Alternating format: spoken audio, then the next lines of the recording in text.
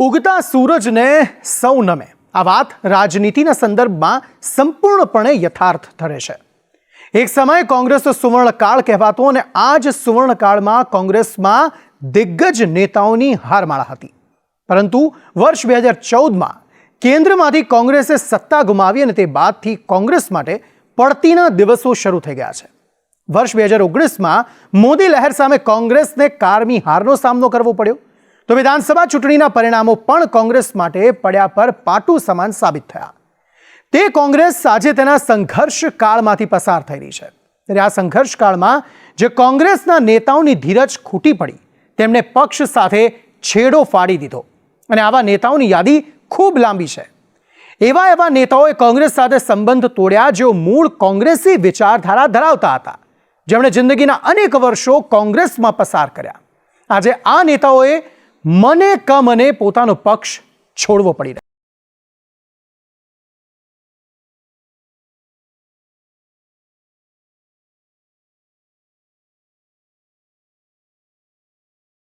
લોકસભા 2024ની ચૂંટણી બિલકુલ નજીક આવી ગઈ છે. આ સમયે જ્યારે ચૂંટણી પ્રચારમાં પસાર કરવાનો હોય ત્યારે કોંગ્રેસને પોતાના નેતાઓના રિસામણા મનામણા કરવામાં આ સમય પસાર કરવો પડી રહ્યો છે. વિધાનસભાની, લોકસભાની હોય કે પછી સ્થાનિક સ્વરાજની કે ગ્રામ પંચાયતની ચૂંટણીઓ હોય, એવા સમાચાર સંભળાય જ કે ફલાણા નેતાએ કોંગ્રેસ છોડી. બસ હવે લોકસભા 2024ની ચૂંટણી પૂર્વે કોંગ્રેસમાં જ આ સિલસિલો જોવા મળી રહ્યો છે. સામાન્ય રીતે કોઈ નેતાને ટિકિટ ન મળે તો તે નારાજ થાય અને તે પક્ષ છોડે.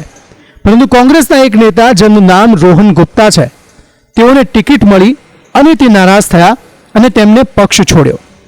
રોહન ગુપ્તા જે કોંગ્રેસ સાથે 13 વર્ષ સુધી જોડાયેલા રહ્યા, અપમાન થવાના અને માનસિક ત્રાસ મળવાના આરોપ સાથે રોહન ગુપ્તાનો કોંગ્રેસ સાથે મોહભંગ થઈ ગયો. રોહન ગુપ્તાની વાત કરીએ તો ગુજરાત કોંગ્રેસના તે સૌથી જૂના કહેવાતા નેતા અર્જુન મોઢવાડિયાને ન ભૂલી શકાય. ગુજરાત કોંગ્રેસના પાયાના નેતા કહેવાતા અર્જુન મોઢવાડિયાનો પણ પક્ષ સાથે મોહભંગ થયો.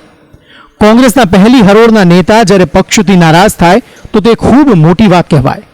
37 વર્ષ જે ઓછા ન કહેવાય.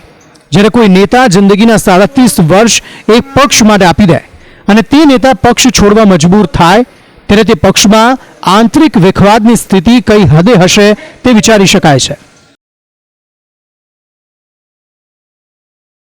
ન માત્ર અર્જુન મોઢવાડિયા પરંતુ પૂર્વ ધારાસભ્ય અમરીશ ડેર, સીજે ચાવડાએ પણ લોકસભા 2024ની ચૂંટણી પહેલા કોંગ્રેસ સાથે સંબંધ તોડી નાખ્યા અને તેઓ ભાજપમાં જોડાયા. આ અગાઉ પાટીદાર આંદોલનના કારણે ચર્ચામાં આવનાર હાર્દિક પટેલ જેઓ કોંગ્રેસમાં જોડાયા હતા અને તેમણે પણ પક્ષને અલવિદા કહી દીધું. ઠાકોર સમાજના આગેવાન તરીકે ઉભરી આવનાર અલ્પેશ ઠાકોરને પણ પક્ષમાંથી મોહભંગ થયો. આ પહેલા કુંવરજી બાવળિયાએ પણ પક્ષ છોડ્યો હતો. ગુજરાત કોંગ્રેસમાં તો એક સાંધો ત્યાં 13 તૂટે તેવી સ્થિતિ છે. પરંતુ રાષ્ટ્રીય સ્તરે પણ કોંગ્રેસે પોતાના દિગ્ગજ નેતાઓ ગુમાવ્યા છે. કપિલ સિબ્બલ જેઓ કોંગ્રેસના સૌથી મોટા નેતાઓમાંથી એક હતા, જેમણે 16 મે 2022ના દિવસે કોંગ્રેસમાંથી રાજીનામું આપ્યું.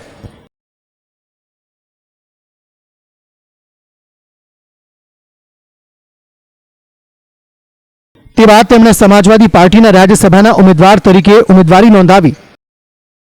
કપિલ સિબ્બલ ભારતના નામાંકિત વકીલોમાંથી એક છે.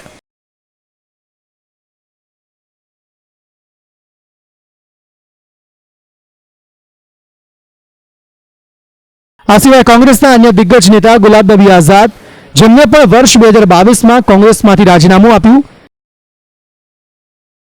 તે બાદ ગુલામ નબી આઝાદે જમ્મુ કાશ્મીરમાં ડેમોક્રેટિક પ્રોગ્રેસિવ આઝાદ પાર્ટીની સ્થાપના કરી.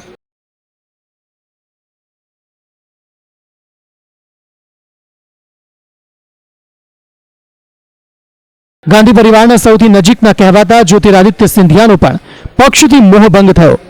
તેમણે વર્ષ 2020માં પક્ષમાંથી રાજીનામું આપ્યું.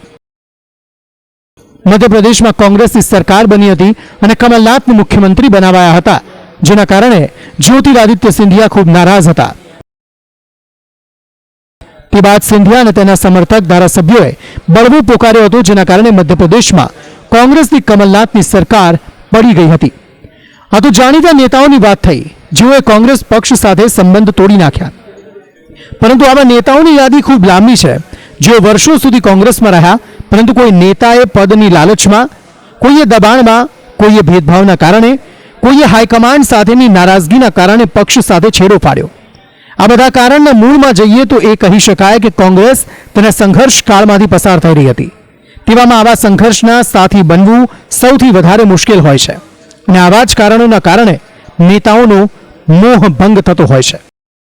સ્પેશિયલ રિપોર્ટ, સંદેશ ન્યૂઝ.